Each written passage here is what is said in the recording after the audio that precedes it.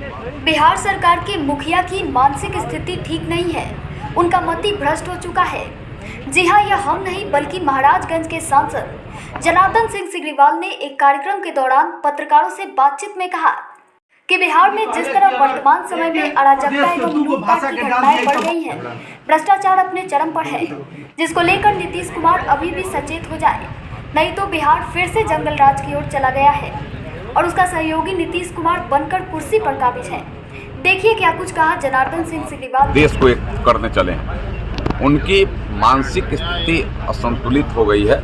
मैं उनके साथ मंत्री के रूप में कैबिनेट में मैं रहा हूँ और उस समय की सोच और आज के सोच में आकाश पाताल का अंतर हो गया। उस समय वो राज्य के बारे में सोचते थे, राज्य के विकास के बारे में सोचते थे, राज्य की समस्याओं के बारे में सोचते हैं और आज एक व्यक्ति के बारे में सोचते हैं। आज उनको एक व्यक्ति मात्र नरेंद्र मोदी दिख रहा है, उनके बारे में सोच रहे हैं, उनको कुर्सी से कैसे हटा दें, उनको कैसे हम नीचे कर दें, उनके लिए विरोधी लोगों को कैसे एक कर दें। हमें लगता है कहीं भी जब सोच संकुचित होगा तो उसका रिजल्ट भी संकुचित होगा, जब सोच व्यापक होगा उसका तभी रिजल्ट व्यापक हो सकता है। क्या सलाह देंगे नीतीश जी? मैं सलाह दूंगा कि आप जो पहले जब थे, जब एनडीए की वजह से इसी माने पूज्य अटल बिहारी वाजपेयी जी और लाल कृष्ण आडवाणी की वजह से आपको एनडीए का नेता चुना गया, उस समय जंगल राज के खिलाफ आप खड़े हुए, आपको और आपके दल को जितना सीट आया वो बात छोड़ दीजिए, उसके बाद भी यही भाजपा ने आपको नेता मानकर के मुख्यमंत्री का 7 दिन का वोट दिलाया।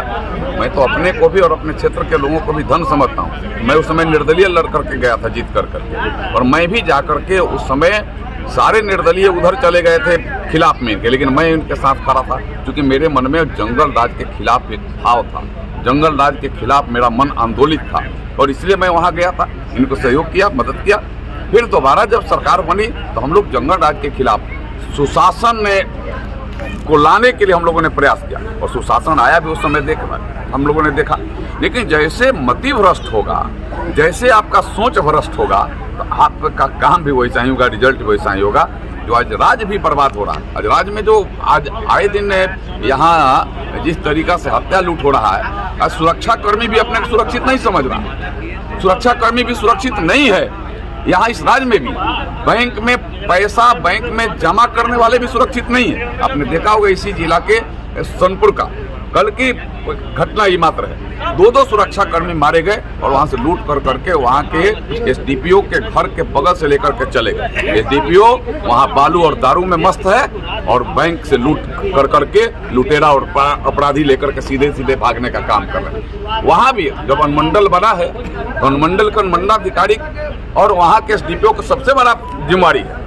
जब जिला ही कर लेता, जब एसपी और डीएम भी सारे बात कर लेते तो वहाँ सोनपुर को मंडल बनाने की आवश्यकता नहीं थी। आपकी जिम्मेदारी थी, आप किया नहीं।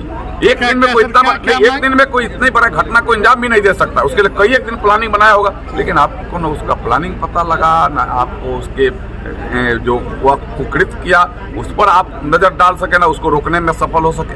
तो आपको तो स्वयं एक क्षण में माने डिसमिस करना चाहिए, सस्पेंड नहीं, डिसमिस करके भेजना चाहिए, लेकिन क्षमता नहीं है। जो होमगार्ड के जवान शहीद हुए उनके लिए उनके परिजनों को सरकारी नौकरी या सरकार दे, नीतीश कुमार सरकारी नौकरी दें, उनको एक उचित एक बड़ा मुआवजा दे, मिनिमम 25 लाख रुपया का।